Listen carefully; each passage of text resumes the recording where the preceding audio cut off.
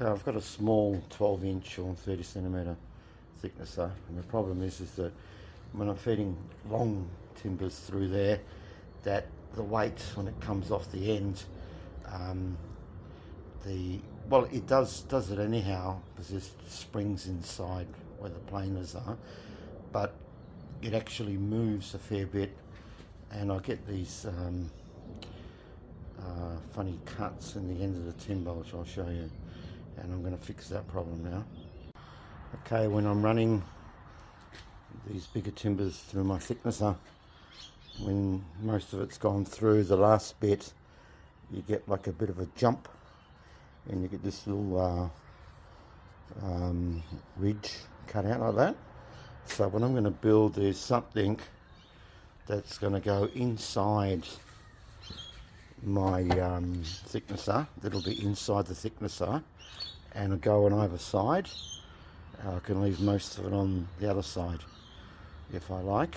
So all I need is 2 bits of wood to put underneath it so it fits perfectly, which I'm just cutting now.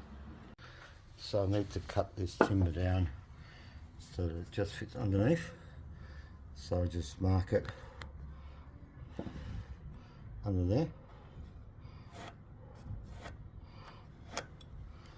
and I'll cut the other one the same size so I don't have to mark it. It is there, that's what I want. This bit comes off, and that'll fit under there and stabilise this so that I can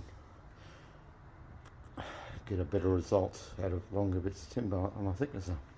Okay, now I just want to attach the supporting timbers underneath, and I'll drill and put a few screws in. So I'm doing this by one hand.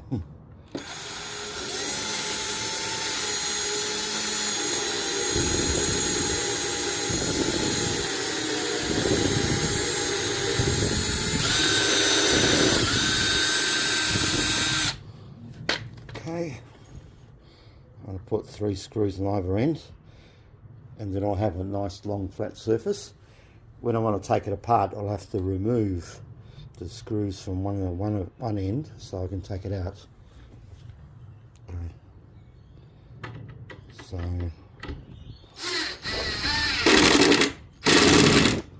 I shall just do that, and I'll show you the end result. Okay, there you go.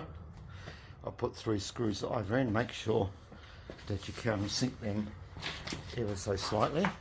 So now I have this big long base. I can leave most of that end, and when I want to take it out, I just got to undo 3 screws at one end over that, and then to pull it out, then I'll just put it back in again.